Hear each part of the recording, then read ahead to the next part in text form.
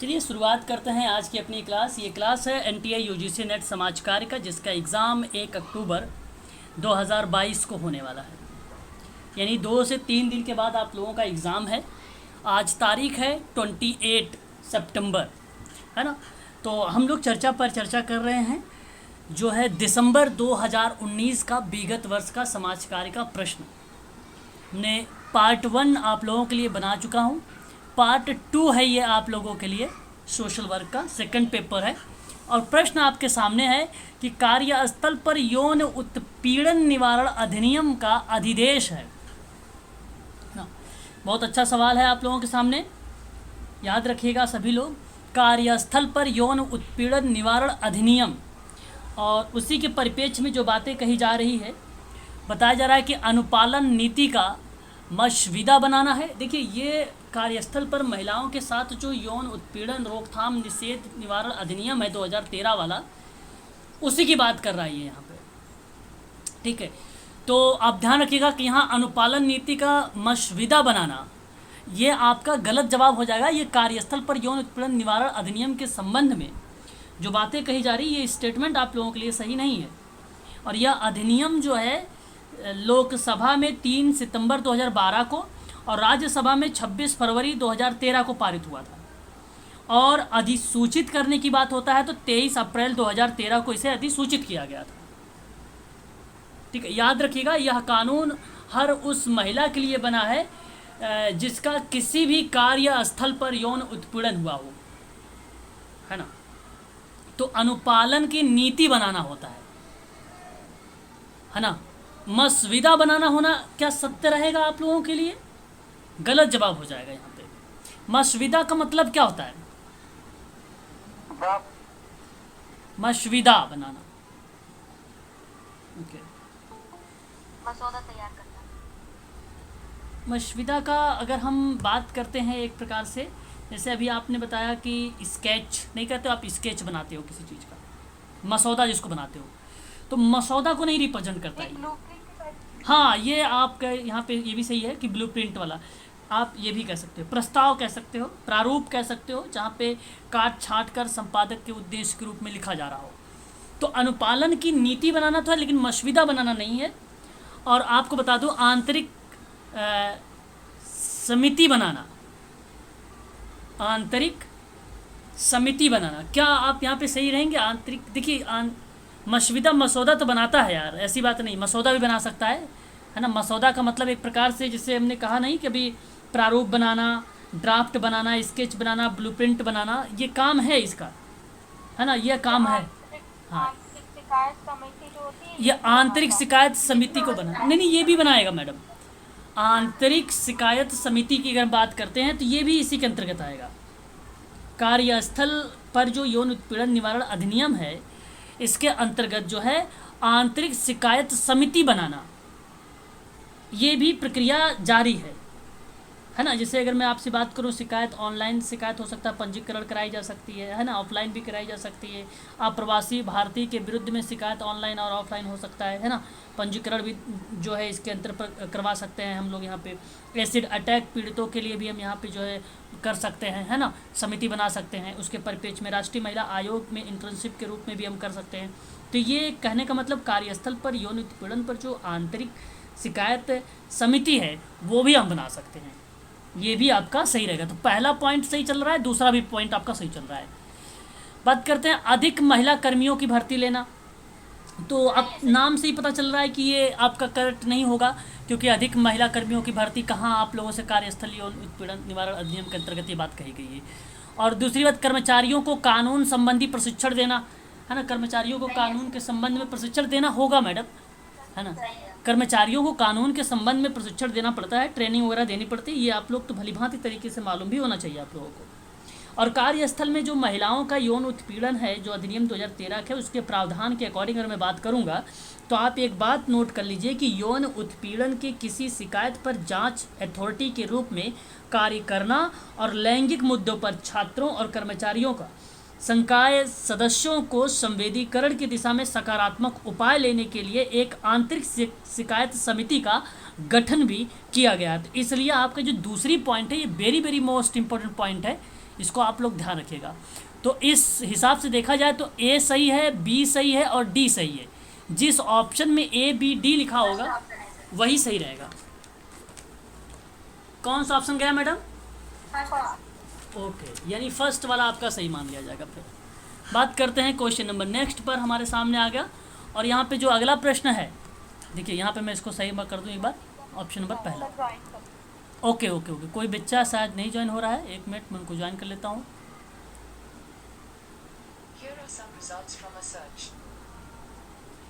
Okay ठीक है भाई, चलो।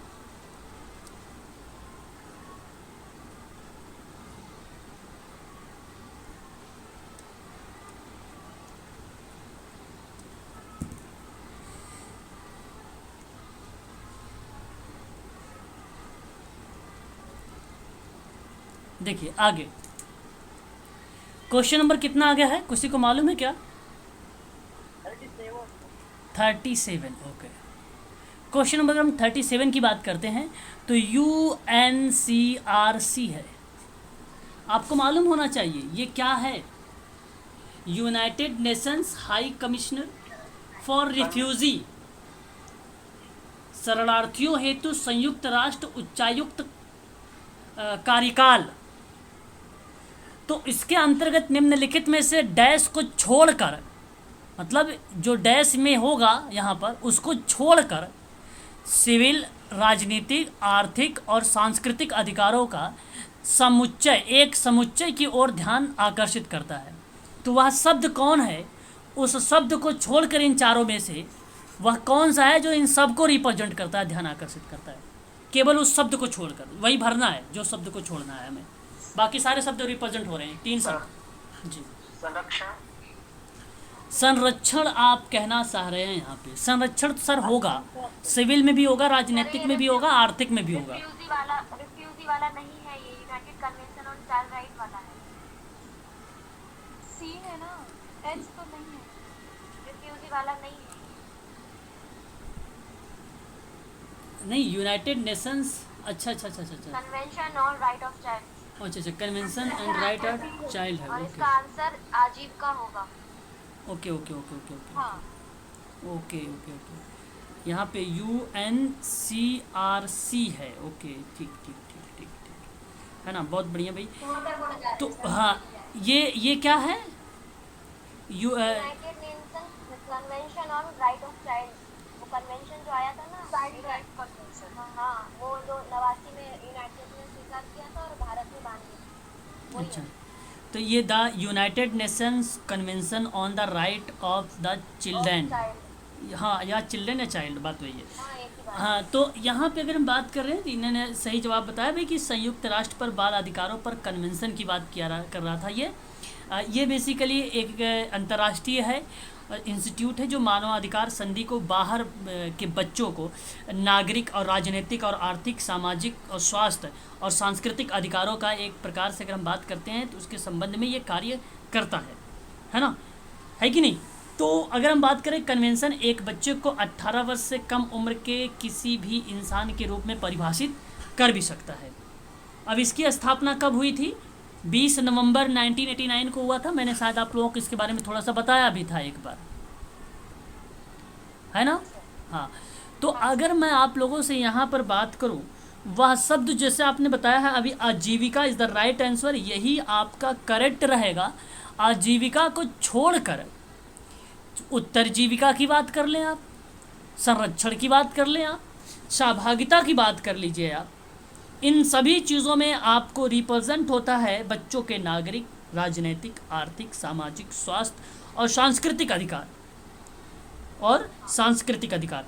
तो यहाँ पर यही ऑप्शन आपका सही रहेगा। केवल आप आजीविका को छोड़ दीजिए, आजीविका जैसे शब्द को छोड़ दीजिए, ठीक है। भारत ने 11 दिसंबर 1992 को UNCRC की पुष्टि की थी। आप नोट करना है तो नोट कर लीजिए, भारत ने कब किया था, है ना, है कि नहीं? इसको नोट करना चाहते हैं तो नोट कर लीजिए, 11 दिसंबर यानी 11 दिसंबर 1992, है ना।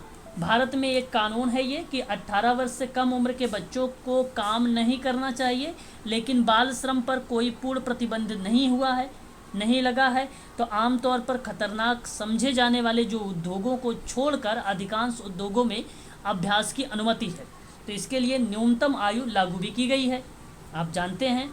और 2011 यानी 2011 में भारत में 14 साल से कम उम्र के 4.4 मिलियन बच्चे जो है काम कर रहे थे। जबकि अगर हम बात करें, एक एनजीओ ने रिसर्च किया अपने सर्वे में 2016 में बयान लिखा था कि बाल श्रम के खिलाफ अभियान के लिए एक अध्ययन का हवाला दिया था। तो उसमें अनुमान लगाया गया कि भारत में बाल श्रमिकों की जो संख्या है 12.7 मिलियन है ना। हालांकि ये भारत के परिप्रेक्ष्य में था, इंडिया के परिप्रेक्ष्य में था, इसलिए आप सब इसको ध्यान भी रखिएगा। यहाँ पे करेक्ट जवाब हो जाएगा ऑप्शन नंबर 3, आजीविका इज द राइट आंसर। बात करेंगे एक नेक्स्ट सवाल के बारे में, यूएनएफसीसी के बारे में। ये भी सवाल अच्छा है, यूएनएफसीसी के बारे में। ये क्या है, इसका फुल फॉर्म अगर हम जानते हैं तो क्या बनेगा, United change. Very good, very. ये बेसिकली इसका फुल फॉर्म अगर हम बात करते हैं तो ये केंद्रीय मंत्रिमंडल के संयुक्त राष्ट्र जलवायु परिवर्तन फ्रेमवर्क सम्मेलन है, जो आप भली भांति तरीके से अभी आपने बताया कि United Nations framework convention on climate change है ये। और इसका मुख्यालय जेनेवा में है, ब्राज़ील के रियो डी जेनेरियो में 3 से 14 जून 1992 में जो है इसका सम्मेलन का आयोजन किया गया था, जिसमें 172 देशों ने भाग लिया था। और इसकी रिपोर्ट 2016 में प्रस्तुत की गई थी, जहां पे राष्ट्रीय परिस्थितिकी पर बात हुई, राष्ट्रीय ग्रीन हाउस गैसों पर बात हुई थी, समन आधारित कार्यकलाप पर बात हुआ था, वित्त और प्रौद्योगिकी पर बात हुआ था, घरेलू निगरानी और रिपोर्ट और जांच पर बात हुई थी। देखिए एग्जाम में कभी कभी प्रश्न बनता है कि यूएनएफसीसी की भूमिका किस पर है। तो एग्ज़ाम में आपके पॉइंट लिखा मिलेगा। पहला पॉइंट लगेगा राष्ट्रीय परिस्थिति पर, बिल्कुल सही रहेगा। दूसरा पॉइंट मिलेगा राष्ट्रीय ग्रीन हाउस गैस पर, बिल्कुल सही रहेगा। तीसरी पॉइंट समन आधारित कार्यकलाप पर, बिल्कुल सही रहेगा। फाइनेंस और प्रौद्योगिकी पर बिल्कुल सत्य रहेगा। घरेलू निगरानी रिपोर्ट जांच बिल्कुल सत्य रहेगा। तो ये कूट बनाने को हो सकता है आप लोगों को देखने को मिल जाती है। ये कुछ कीवर्ड्स हैं, मुख्य बातें हैं, प्रमुख बातें हैं, आप इसको चाहो तो ध्यान रख सकते हो। तो इसका ऑप्शन देखिए, अच्छा यहाँ पे इसका फुल फॉर्म पूछ लिया था भाई, है ना। तो आप बताइए जरा, यहाँ पे किसी बच्चे ने बताया भी भाई क्लाइमेट कंट्रोल या चेंज कहाँ पे लिखा हुआ है, थर्ड ऑप्शन में। Okay, United national framework convention on climate change, option number 3 is the right answer हो जाएगा यहाँ पर, तीसरा वाला। बहुत बढ़िया।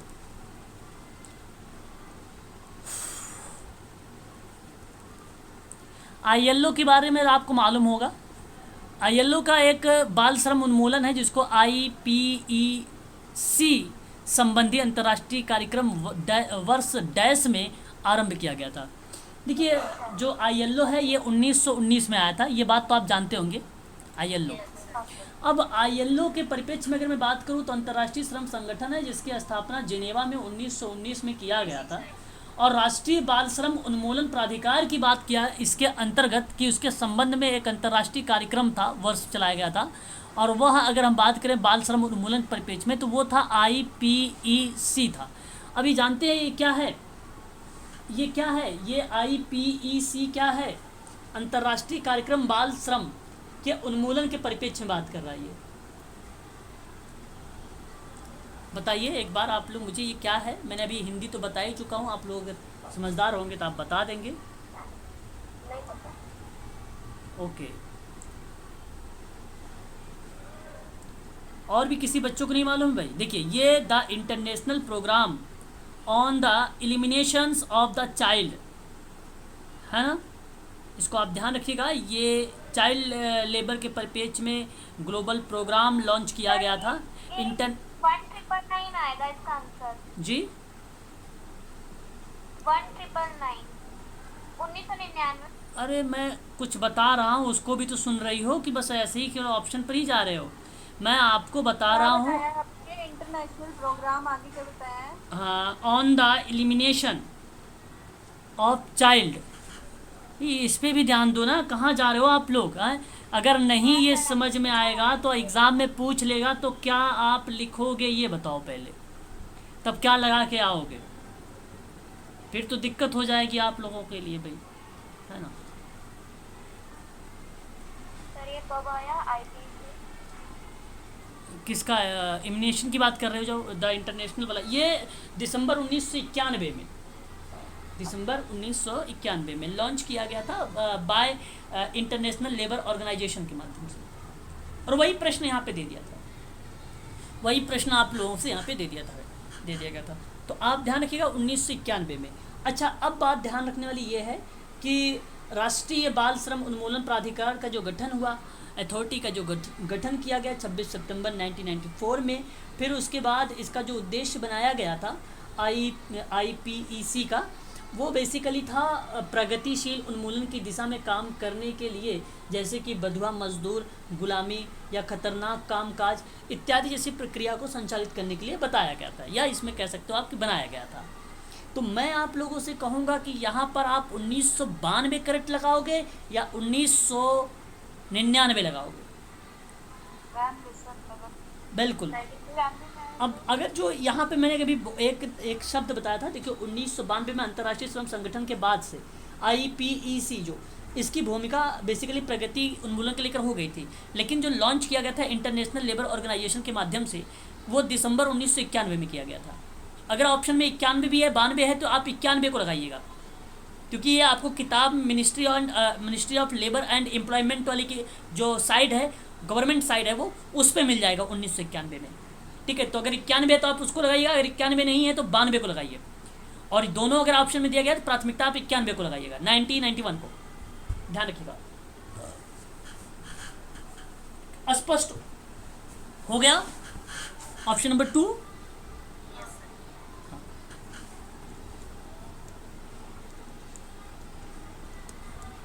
आपने नाम सुना होगा CARA के बारे में? सॉरी, बताइए। CARA केंद्रीय दत्तक ग्रहण और संसाधन, अगर हम बात करें, अभिकरण है, और ये इसकी स्थापना कब की गई थी? 2 जुलाई 1998 को।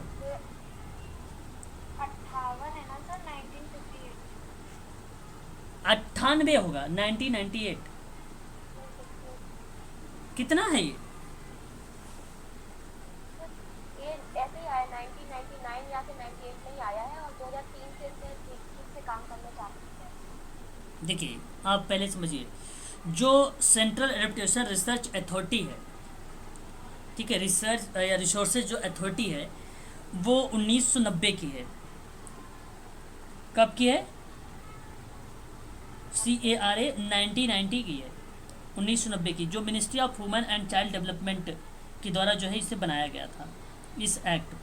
ठीक है, और यहाँ अगर हम लोग बात करते हैं इसके बारे में, तो जो 2 जुलाई, अगर हम बात करें 2 जुलाई 1998, 2 जुलाई 1998, ये केंद्रीय दत्तक ग्रहण संसाधन प्राधिकार है, जिसकी स्थापना हुई थी 1990 में, और यह किशोर न्याय अधिनियम 2015 के तहत एक वैधानिक निकाय बना दिया गया, एक वैधानिक निकाय बना दिया गया था, है ना।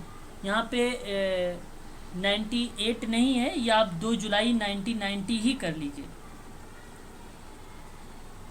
है ना, 90 कर लीजिए, यही आपका सही हो जाएगा। 2015 में बता रहे हैं?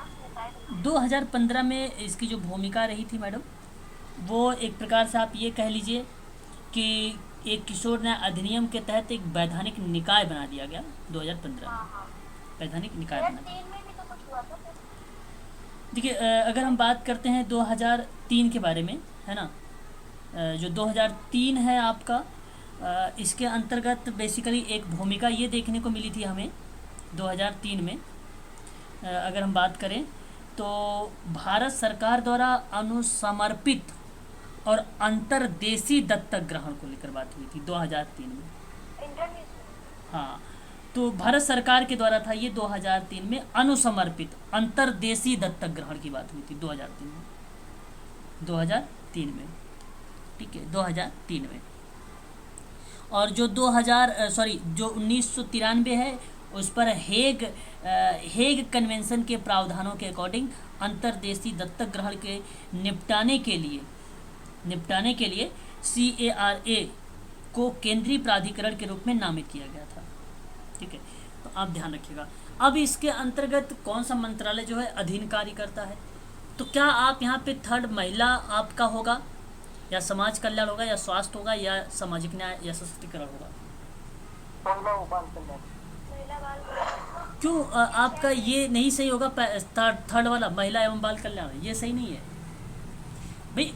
अगर हम बात करें जो पहला है वो निर्णय के अकॉर्डिंग सामाजिक न्याय और अधिकारिता मंत्रालय CARA को सोसाइटी एक्ट 1860 के तहत एक सोसाइटी के रूप में पंजीकृत किया गया। 18 मार्च 1990 को स्वायत्त संस्था के रूप में इसको दर्जा मिल गया था।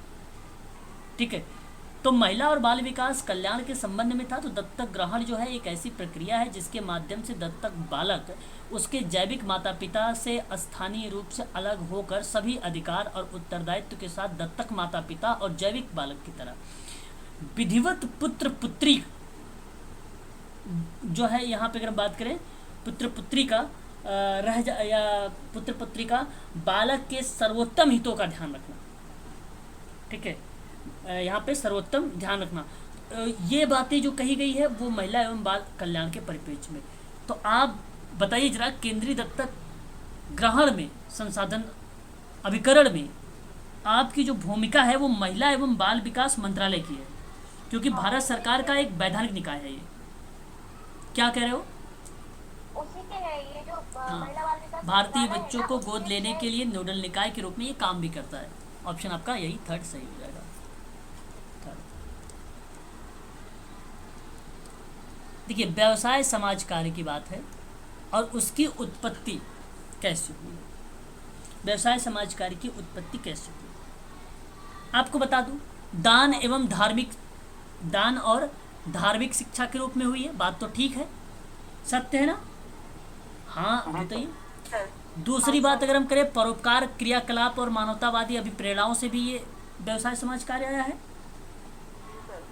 भी। अगर हम बात कर दें यहाँ पे लेन क्लार्क की principle and practice of social work की किताबों के माध्यम में, जहाँ प्राचीन में दान बताया गया, मध्य युग में मानवता बताया गया, आधुनिक में दान और मध्य को जोड़ दिया, दान और मानवता को जोड़ दिया। वही चीज़ है। क्या व्यवसाय समाज कार्य समाज सुधार आंदोलन से हुआ है कि नहीं हुआ है? बिल्कुल हुआ है। क्या व्यवसाय समाज कार्य की उत्पत्ति लोकतात्विक विचारधाराओं से हुई है कि नहीं हुई है? बिल्कुल हुई है। तो यहाँ आपका ए भी सही है, बी भी सही है, सी भी सही है, डी भी सही है। इसलिए ऑप्शन नंबर जो आई आपका डी में वो सभी के सभी करेक्ट हो जाएंगे। कूट का जरा चयन कर लीजिए आप लोग। तो कोड हो जाएगा।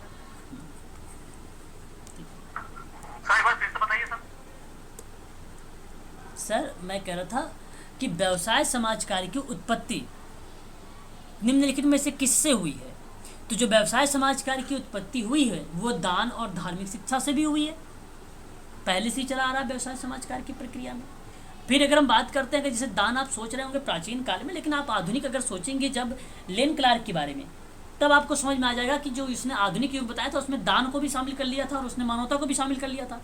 इसलिए आपकी व्यवसाय समाज कार्य में भूमिका ये भी आ जाएगा आधुनिक में। परोपकारी क्रियाकलाप भी हो सकता है, सामाजिक सुधार आंदोलन भी हो सकता है, लोकतात्विक विचारधाराओं से भी हो सकती है। अच्छा, कितने लोग जानते हो भाई लोकतात्विक क्या होता है? लोकतात्विक विचारधारा जन तत्व का मतलब लोगों का विचारधारा कल्याण की बात करें, लोक तत्व उसमें यहाँ जन की बात कर ली गई, लोकतांत्रिक जैसी प्रक्रिया आने लगी।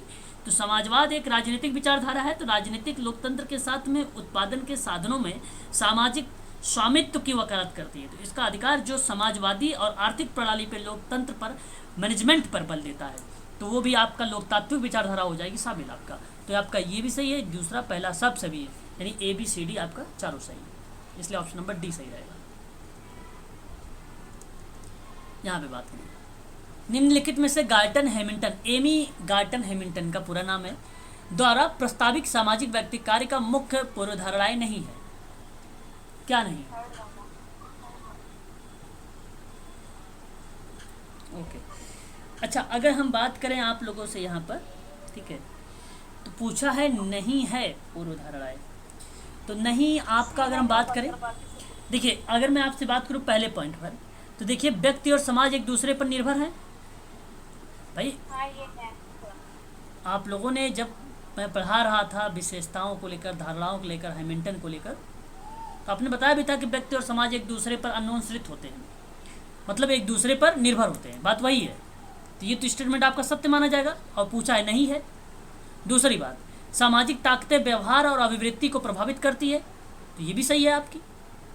व्यवहार अप्रत्याशित घटना है, देखिए यहाँ पे व्यवहार अप्रत्याशित घटना है और जिसे समझा नहीं जा सकता, ऐसा कुछ है ही नहीं, आपका ये गलत है। ये यहाँ पे सामाजिक व्यक्ति कार्य के अंतर्गत मुख्य अवधारणाएं नहीं है, ये आपका अप्रत्याशित घटनाओं के रूप में हम देख सकते हैं, प्रत्यक्ष रूप से देख सकते हैं व्यवहार को। कुछ क्रियाएं ऐसे होती तो वहाँ पे इसे समझा नहीं जा सकता है, समझा जा सकता है, बिल्कुल भी समझा जा सकता है। नहीं समझोगे तो कार्य कैसे होगा? तो आपका ये आपका सी वाला यहाँ पे गलत आ गया, पहला आपका सी गलत हो गया। समाज का कल्याण सर्वोपरि है, क्या यहाँ थोड़ा डाउट लग रहा है इसका भी। नहीं, ये देखो अगर आप बात करते हैं अप्लाइड तरीके से, आप अपने तरीके से सोचते हैं, तो समाज का कल्याण सर्वोपरि है, ये बात तो अगर आप मोदी को लेकर सुन लीजिए तो शायद बहुत बच्चे ऐसे भी कहते हैं कि मोदी जी का जो विचारधाराएं हैं वो राष्ट्र सर्वोपरि मानते हैं, है ना, ऐसा कहना मानते हैं बहुत सारे लोग, आपने यूट्यूब वगैरह पे देखा होगा। समाज का कल्याण सर्वोपरि, तो ये 110% सही है, लेकिन हमें बात करना है एमी गार्टन हैमिल्टन के द्वारा से, है ना, उन्होंने ऐसी कोई बात नहीं की है, तो इसलिए आप इसको काटिए ना, क्या दिक्कत है ना। तो यहाँ पे समाज का कल्याण सर्वोपरि नहीं, ऐसा कोई स्टेटमेंट ना ही किसी इग्नू की बुक में लिखा है, ना ही आपको उत्तराखंड समाज कार्य की बुक में मिलेगा, ना ही राजश्री टंडन की बुक में मिलेगा उत्तर प्रदेश वाले में, ठीक है, सोशल वर्क या सोशोलॉजी में भी। तो मैं आपसे कहूँगा कि सी और डी कहाँ लिखा भाई? मानव कल्याण लिखा है उन्होंने। अब कहाँ से कहाँ जा रहे हो? समाज का कल्याण सर्वोपरि है, मानव कल्याण क्या है और समाज का कल्याण क्या है? सर उन्होंने मानव को मतलब व्यक्ति को महत्वपूर्ण बताया है, पूरे समाज को नहीं। उन्होंने कहा व्यक्ति का कल्याण, मतलब इस तरह का स्टेटमेंट तो दिया है, पर समाज के बारे में नहीं। मतलब मैं क्या आपसे बोल रहा था? क्या मैं कह रहा था आपसे कि मानव कल्याण की बात नहीं कर रहा था और समाज कल्याण की बात कर रहा था? समझा करो बात को। यहाँ पे जो समाज का कल्याण सर्वोपरि की बात की गई है, इनकी विशेषताओं में, गार्टन हैमिल्टन की विशेषताओं में व्यक्तिगत समाज कार्य को लेकर बात नहीं हुई है। व्यक्तिगत समाज कार्य में ये यूनिक पर्सन की बात करेंगे, केवल इंडिविजुअल पर्सन की बात करेंगे, ना कि समाज की बात करेंगे, पहली बात। दूसरी बात ये कि सर्वोपरि की बात है तो ये अप्लाइड तरीके से प्रश्न बनता तो सत्य माना जाता, परंतु किसी व्यक्ति का नाम इंडिविजुअल कर पूछा गया इसलिए आपका नहीं बनेगा। तो समाज का कल्याण सर्वोपरि है, ये बात 110% सत्य है अप्लाइड के पॉइंट ऑफ व्यू से, लेकिन हैमिल्टन के पॉइंट ऑफ व्यू से सत्य नहीं है, इसलिए गलत है। अब देखिए ऑप्शन सी और डी कहीं मिल रहा है आपको 4 मिल रहा है, यही आपका सही मान जाएगा, डी वाला आपका करेक्ट, केवल डी आपका सही रहेगा। अब बताइए, यहाँ पे मैंने कहा है निम्नलिखित में से किसने स्व के विकास की व्याख्या करने के सिद्धांतों का प्रतिपादन किया है? स्व का मतलब मैंने पढ़ा चुका हूँ, सेल्फ ही, बताओ। हाँ, ABC, ABC कहाँ लिखा हुआ है? वाला होगा सर, क्योंकि सर ये तीनों ने किया, तो देखो नीचे से। अच्छा, ओके, कोट भी दिया हुआ है, ओके, ABC होगा ना, ठीक है, देख लेते हैं। स्व का विकास की व्याख्या किस सिद्धांतों के अंतर्गत आता है? देखो आप जानते हैं कूले ने आत्मदर्पण का जो सिद्धांत दिया था 1902 में, लुकिंग ग्लास ऑफ सेल्फ की बात कर रहा था, तो वहाँ पे आत्मदर्पण जो शब्द था वो बेसिकली स्व को रिप्रेजेंट करता था, है कि नहीं? बुक इनका एक human nature and social order करके भी थी, CH कूले की, है ना, ये भी चीज़ें उसी के अंतर्गत आती थी, सही है ना? जी सर। हाँ, अच्छा, दूसरी बात देखिए, कोई बच्चा कह रहा है हम ज्वाइन नहीं हो रहे, क्या ऐसा कुछ मैसेज आ रहा है?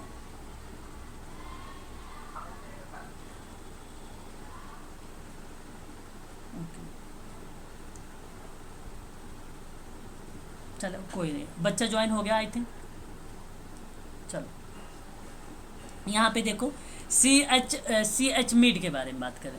CH मीड आपने नाम सुना होगा, CH मीड, जॉर्ज मीड जिसको हम लोग बोलते हैं, माइंड सेल्फ एंड सोसाइटी करके एक किताब लिखा था कि नहीं, आत्मविकास का सिद्धांत दिया था कि नहीं, आई मी एंड सेल्फ की बात किया था कि नहीं किया था? तो इसलिए आपका यहाँ पर जो होगा ना, CH कूले शब्द चल रहा है, और जॉर्ज मिड भी आपका सही चल रहा है, दोनों स्टेटमेंट आपका सही है। देखो कूले का जो सिद्धांत था रॉबर्ट बिस्टिक के सारांश से लिया गया था, और जब सारांश दिया, अच्छा कूले का जो सिद्धांत था उसके सिद्धांत को रॉबर्ट बिस्टिक ने क्या दिया था, सारांश दिया था। आपको मालूम है सारांश किस तरीके से दिया था रॉबर्ट बिस्टिक ने? I am not what I think, I am and I am not what you think, I am, फिर उसके बाद आई एम, फिर I am what you think और आई एम, इस तरीके का वर्ड एक यूज किया था। और ये कूले के सिद्धांत जो दिए गए थे ना, आत्मदर्पण का सिद्धांत, उसी का ये सारांश निकाला था। तो जब एग्जाम में आपसे प्रश्न बनेगा कि कूले का सिद्धांत का सारांश किस विद्वान ने दिया, तो रॉबर्ट बिस्टिक का नाम लगाना। और पूछेगा कि कूले के जो आत्मदर्पण का सिद्धांत है उसका सारांश निम्न में से कौन सा है, तो आई एम ओके भी आएगा और फिर आई एम नॉट और व्हाट आई थिंक करके भी आएगा।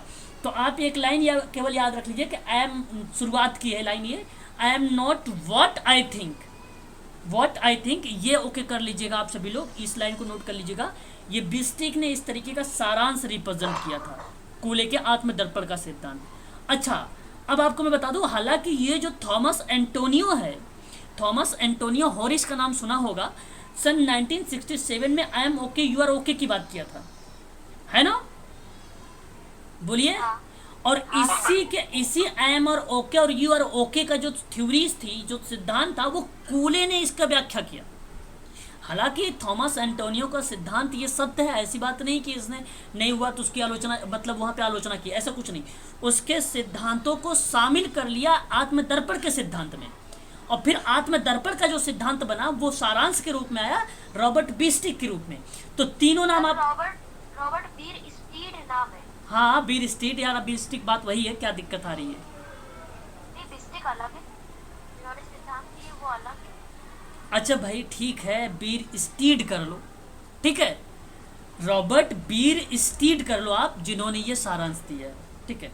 हालांकि रिलेशनशिप के बारे में बात करते हैं, जो है रॉबर्ट बिस्टिक, ठीक है, बिस्टिक जहाँ पे उन्होंने केसवर्क में रिलेशनशिप के सिद्धांतों को बताया था, ठीक है।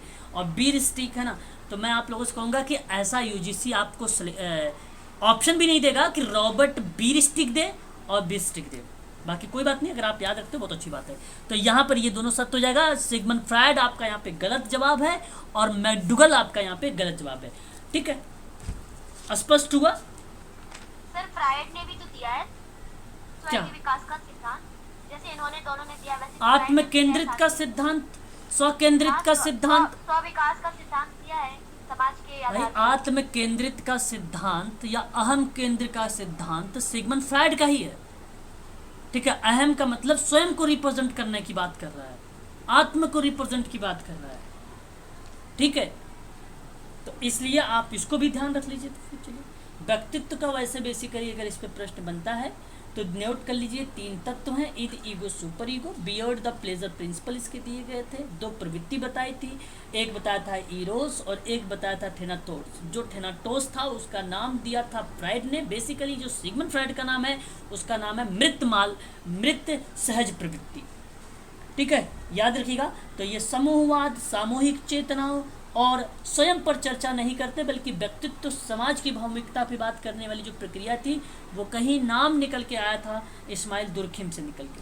तो इस्माइल दुर्खिम की भूमिका देखने को मिली, बेसिकली अहम केंद्रितवाद की बात करेगा तो आप सिगमंड फ्रायड का नाम लगा लीजिए, ठीक है, सिगमंड फ्रायड का नाम वहाँ पे लगा लीजिए। अगर मैकडुगल की बात होती है तो मानव व्यवहार का एक इन्होंने मूल प्रवृत्ति का एक सिद्धांत दिया था मैकडुगल महोदय ने, या आप डार्विनियन का जो सिद्धांत विकसित हुआ है, डार्वियन का जो सिद्धांत विकसित हुआ है वो भी मैकडुगल के द्वारा ही विकसित किया गया है, वो भी मैकडुगल के द्वारा ही विकसित किया गया है ना। तो आप ए और बी जिस ऑप्शन में होगा भाई वही ऑप्शन आपका करेक्ट हो जाएगा, बाकी सारे गलत हो जाएंगे। ऑप्शन नंबर आप देखिए पहले वाले का ए और बी दे रखा है, इसलिए आपका पहला ही सही हो जाएगा। चलिए आगे बढ़िए और नेक्स्ट सवाल देखिए। सिद्धांत उसके जो है प्रस्तुता की बात करें, अगर हम रिप्रेजेंट की बात करें कि किसने प्रस्तुत किया है, उसको सुमिलित करना है आप लोगों को। क्या आप जानते हो सामाजिक अधिगम का सिद्धांत किसने दिया है? अच्छा जी, ठीक है। क्या आप जानते हो पार व्यक्तित्व का सिद्धांत या आप अंतः व्यक्तित्व का सिद्धांत किसने दिया है? कार्ल जुंग ने दिया है। ओके वेरी गुड, बहुत बढ़िया। मनोगतिकी का सिद्धांत किसने दिया है? मनोगतिकी का सिद्धांत अगर हम बात करें सिगमंड फ्रायड ने दिया है। मनोसामाजिक सिद्धांत किसने दिया है? एरिक एरिक्सन ने दिया है। ट्रांस एनालिसिस थ्योरी किसने दिया है? ट्रांस एनालिसिस थ्योरी किसने दिया है? एरिक बर्न, वेरी गुड, सन 1950 में। विनिमय का सिद्धांत किसने दिया है? जॉर्ज होमस, वेरी गुड, बहुत बढ़िया, आगे बढ़िए। तो इसका सही जवाब अगर आप सम्मिलित करके जरा मुझे बताइए फटाफट, जल्दी बोलो। पहला आपका करेक्ट हो जाएगा, गुड। प्रारंभिक वयस्कता के अनुकूल परिणाम की बात हो रहा है, मतलब एक प्रकार की जो प्रारंभिक वयस्कता की अवस्था होती है, अर्ली एडल्टहुड की जो अवस्था होती है, उसमें पूछा गया अनुकूलन परिणाम को लेकर। पहले तो आप ये जान लीजिए कि इसकी आयु क्या है। जो अर्ली की मानी जाती है, देखो एक होता है पूर्व, एक होता है उत्तर।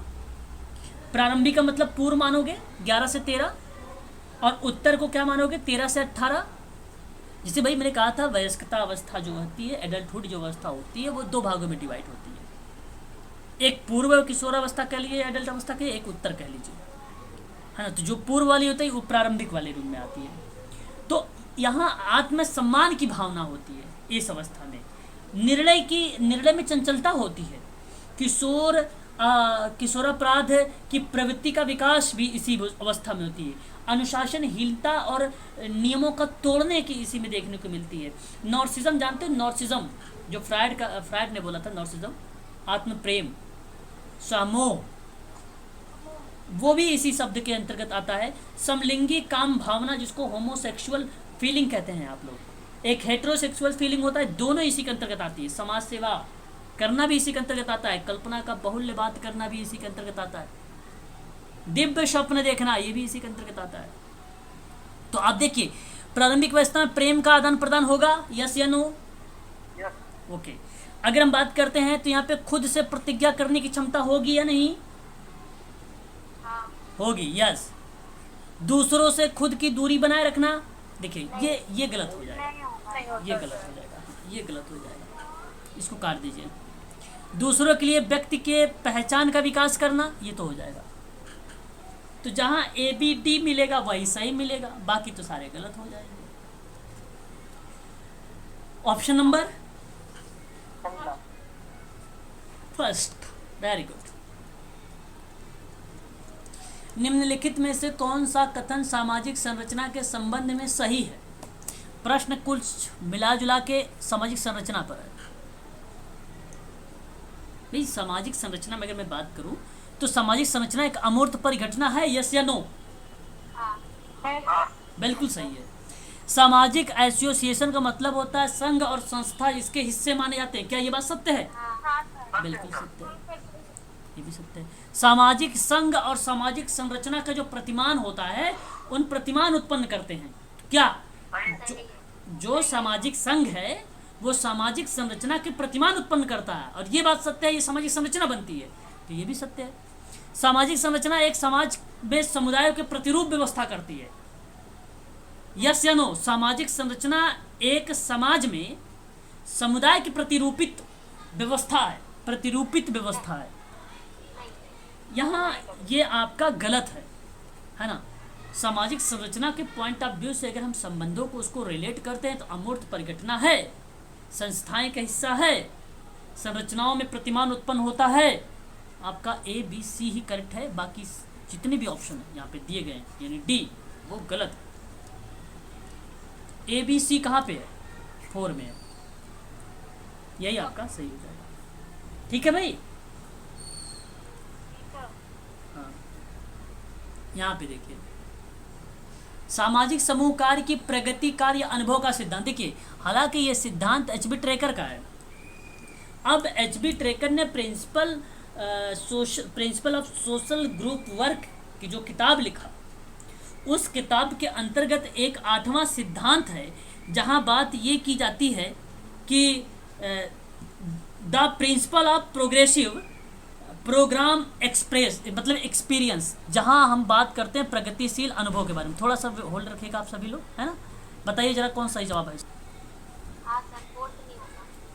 ओके, आपने कहा कि चारों सही है। चलो देखते हैं एक बार। फोर्थ कार्यक्रम होगा, क्या चीज़? फोर्थ वाला नहीं है, बाकी तीन सही है ऊपर। ओके, फोर्थ नहीं, बाकी सारे हैं।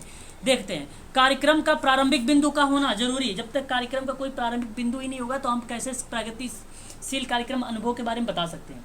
प्रिंसिपल ऑफ प्रोग्रेसिव प्रोग्राम का एक्सपीरियंस कैसे ले सकते हैं भाई? यहाँ पे ये स्टेटमेंट सत्य रहेगी आपकी। अनुभव प्रारंभिक बिंदु होना जरूरी है। जैसे आप कोई भी काम करेंगे तो पृष्ठभूमि का लेना जरूरी है ना, ये जरूरी है।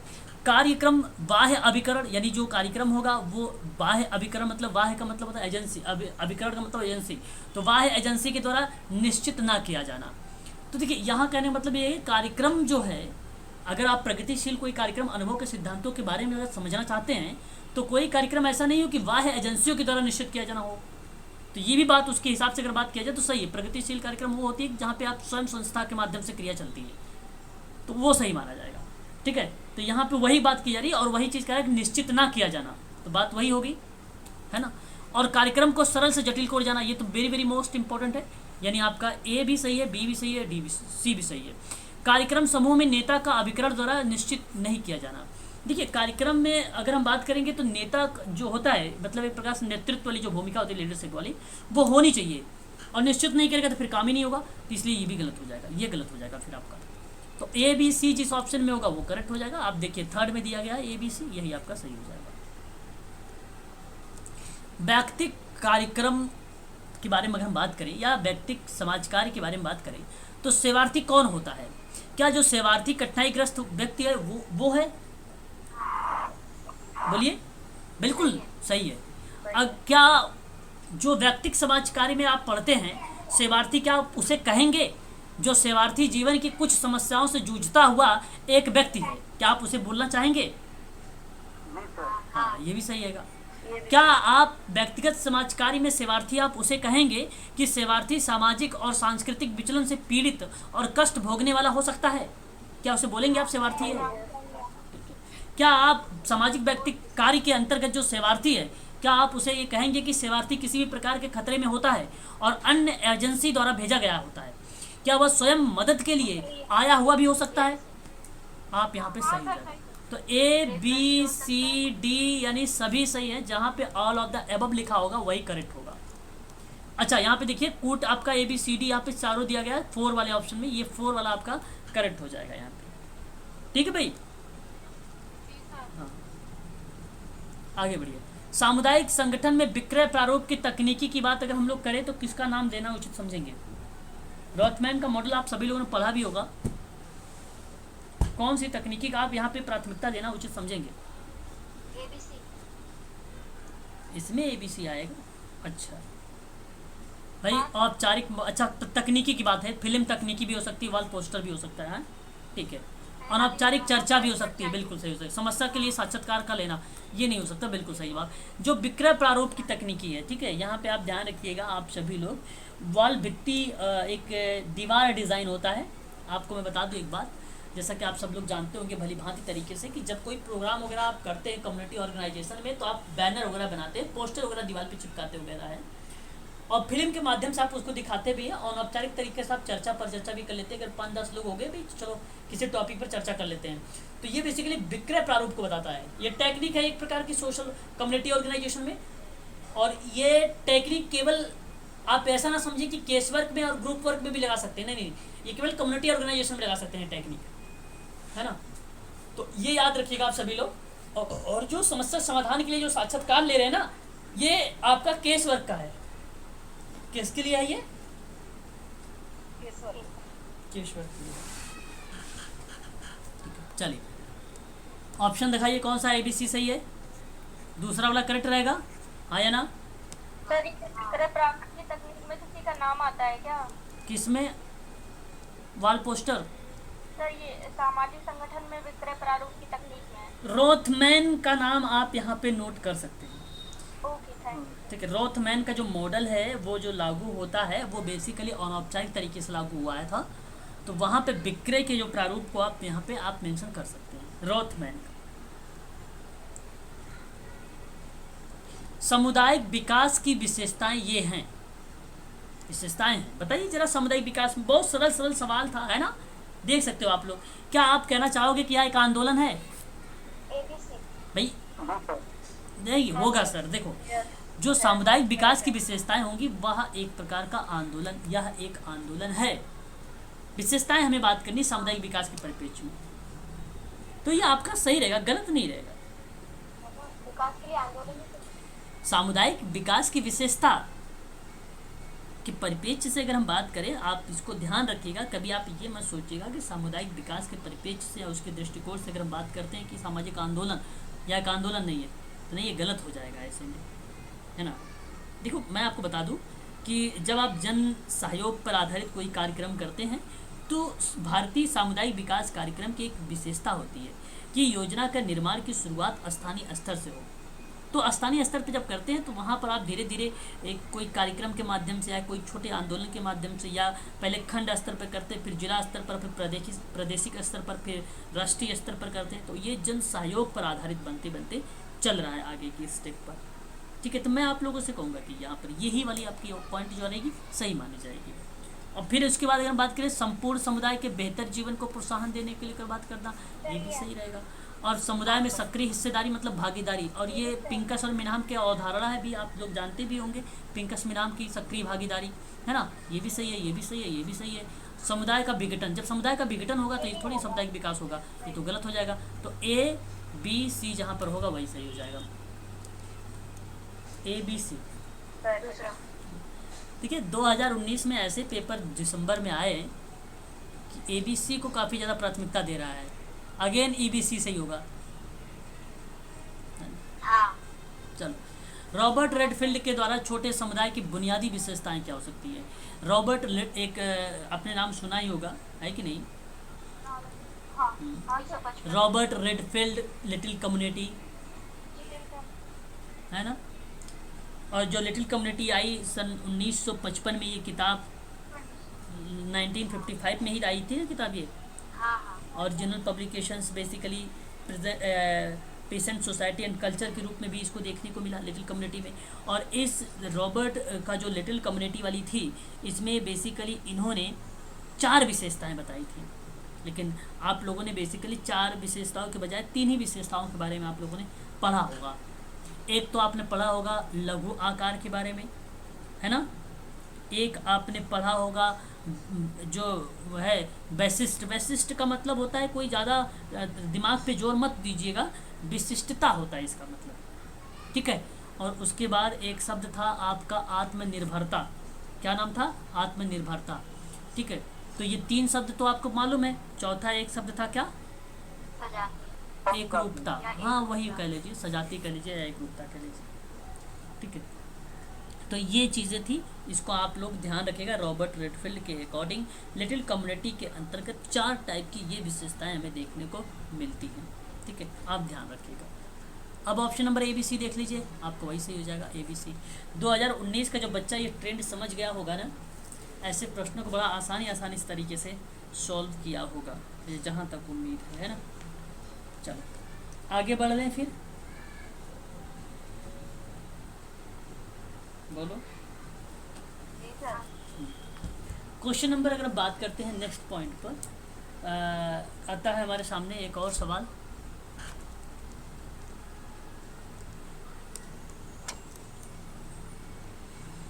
देखिए भाई, प्रश्न तो बड़ा लंबा चौड़ा है, लेकिन उत्तर बड़ा आसान है, केवल आप ध्यान से करिएगा तब। शोध में वैधता के संबंध में बताना है। वैधता का मतलब आप लोग समझ रहे होंगे, वैलिडिटी को। वैधता क्या बताता है? वैधता यह है कि शोध उपकरण किस सीमा तक मापता है और इसे मापने का इरादा क्या है, ये बताता है। और उसके निम्नलिखित गुणों पर हमें बात करनी है। तो मैं पहली पॉइंट बताता हूं कि एक मान तभी प्रासंगिक होता है यदि वह इस संदर्भ में परिभाषित किया जाए या होता हो जहां हम उचित मापन के लिए निर्णय ले सकें। सही भाई, इसे मापने का इरादा क्या है? एक सीमा, मतलब ये तय बताता है एक प्रकार सा। तो ये स्टेटमेंट सही है। दूसरी बात, जब मानक प्रत्येक कर्ता को अंक प्राप्त करने के लिए समान अवसर प्रदान कर रहा हो और ये कह रहा हो कि तब वह पूर्वाग्रह से मुक्त हो। जी सर। मैंने एक ट्रिक बताया था, जब कभी भी समान अवसर की बात आएगी तो उसको तो आंख बंद करके ही लगाइएगा, इसमें कोई दो राय नहीं। तीसरी बात, या विश्वसनीय मानक स्थिर या पुनर्उत्पादन होता है। देखिए मैं बता दूं, एक मान्य साधन हमेशा विश्वसनीय ही होता है, शुद्धता होती है और उसका मूल्यांकन कठिन तो होता है, परंतु जब विश्वसनीयता मानक स्थिर या जो है पुनरुत्पादन की बात होती है तो वहाँ पे शोध में वैधता के संबंध में ये मानदंड माने जाते हैं, एक रूल रेगुलेशंस माने जाते हैं। विश्वसनीयता उस पैमाने को संदर्भित करती है जिस पैमाने पर लगातार परिणाम उत्पन्न होते हैं। जब दोहराए जाते हैं माप, विश्वसनीयता साधन के लिए एक मान्य साधन नहीं होना चाहिए बल्कि शुद्धता होती है, मूल्यांकन का आयाम माना जाता है। तो ये तो सही है। और बात करेंगे मानक एक विशेष रूप से उल्लेखित सूचना उपलब्ध होनी चाहिए, तो ये भी आपका करेक्ट हो जाएगा, ये भी आपका करेक्ट हो जाएगा। सही है। तो आपको मैं बता दूं यहाँ पे A B C D correct माना जाएगा, यहाँ पे चारों के चारों ऑप्शन सही माने जाएंगे, यही आप देख लीजिए। Option number 4 is the right answer. यदि उपकरण समग्र की एक प्रतिनिधि प्रतिदर्श रखता है तो इसका अभिप्राय क्या होगा?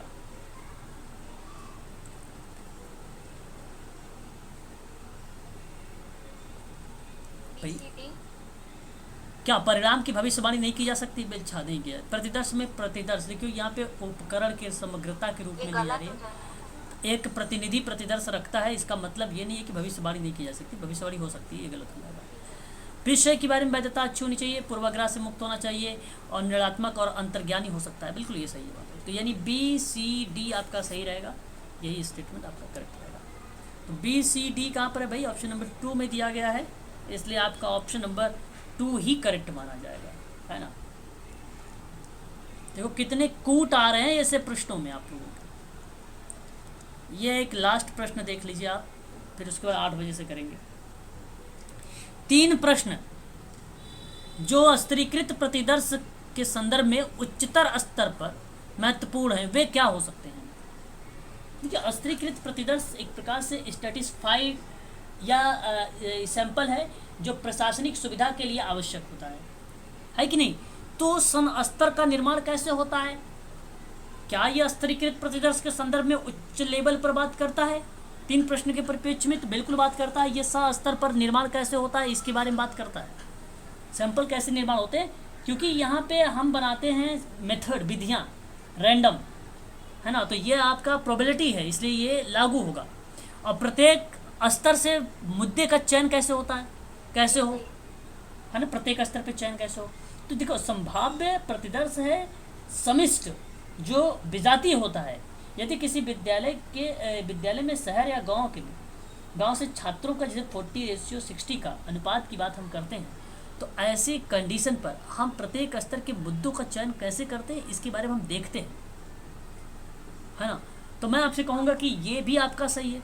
सी आपको बोल रहा है क्या कि सन स्तर पर कैसे सुगमता तक पहुँचा जा सके या पहुँचा जा सकता है। देखिए ये नहीं, ये गलत हो जाएगा आपका। स्तरीकृत सैंपल के अंतर्गत अगर आपको बात करें, यह आपसे नहीं कहता कि जो लेवल है उस मतलब हाई लेवल के जो उच्चतर स्तर पर जाना है स्तरीकृत के परिप्रेक्ष्य में 3 प्रश्नों में से वो कैसे सुगमता तक पहुंचा जा सकता है, इसके बारे में चर्चा नहीं करता है सैंपल में, अनुसंधान के सैंपल में, रिसर्च में।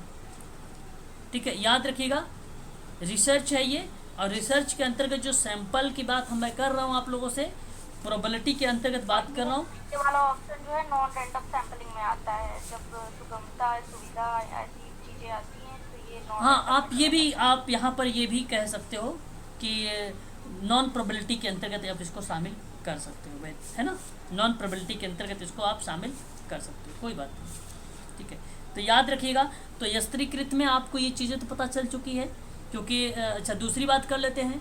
कहता है प्रत्येक स्तर के मुद्दों का चयन कैसे किया जा सकता है, प्रत्येक स्तर के प्रतिदर्श का आकार कैसे निर्धारित करें। देखिए यहाँ पर ये सही रहेगा आपका, है ना भाई। स्तरीकृत जो प्रशासनिक सुविधा होती है वो आवश्यक है कि न्यायाधीश की इकाइयों का मान जो होता है वो प्रसार कम हो सकता है, जिसके मानक त्रुटि कम हो जाती है। तो यह एक विधि है, सबसे बड़ी उपयोगी है। और आपको पता होगा, आप सब लोग जानते भी होंगे कि जो सम्मिश्र विजाति होती है तब हम वर्गीकृत संभाव्य प्रतिदर्श का प्रयोग करते हैं। ये बात ध्यान में तब रखते हैं जब न्यायदर्श की जनसंख्या का प्रतिनिधित्व पर्याप्त रूप में करना हो या हो हमारे पास, ठीक है, जनसंख्या, ठीक है, या शहर या गांव के छात्र, जितने भी रेशियो हैं लेकिन पर्याप्त है। तो मैं कहूँगा आपसे कि ABD को लगाइएगा, यही आपका सही रहेगा। ABD आपका सही रहेगा, है ना। ऑप्शन देख लीजिए, ABD किसी ऑप्शन में है, ऑप्शन नंबर 3 में है, यही आपका सही हो जाएगा, ठीक है। अब इसका जो क्लास हम लोग 8 बजे से करेंगे, है ना, 8 PM से, ठीक है। चलिए।